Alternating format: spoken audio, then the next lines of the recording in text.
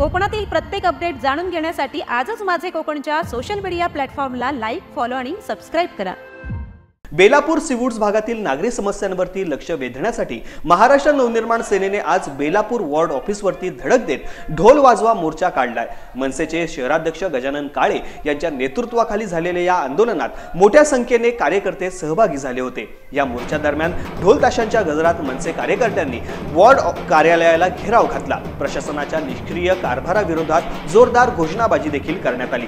नागरिकांच्या रोजच्या जीवनात अडथळा ठरणाऱ्या विविध समस्यांबाबत त्यांनी संतप्त प्रतिक्रिया नोंदवल्या।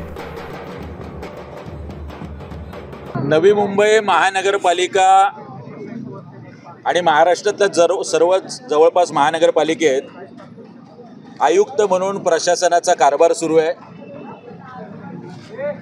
या नवी मुंबई महानगरपालिकेत सुद्धा आज वॉटर गटर मीटर पासून ते रस्त्यांपासून ते निर्माण केलेल्या वास्तू या सगळ्यांची वाट लागलेली आपल्याला दिसते।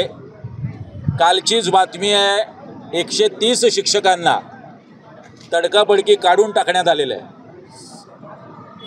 मध्येच हॉस्पिटलमध्ये 2000 रुपये ज्या पद्धतीने एका मृत्यूच्या ह्याच्यासाठी घेतले गेले मृतदेहासाठी, हे सगळे कारभार पाहतात।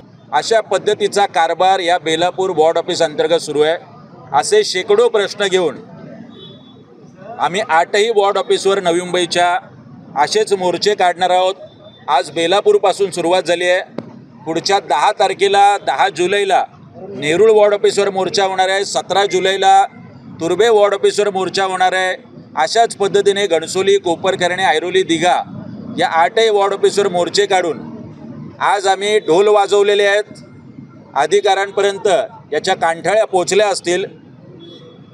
नेरूळला शिटी वाजवा आंदोलन होईल, अशाच पद्धतीने आंदोलन होईल।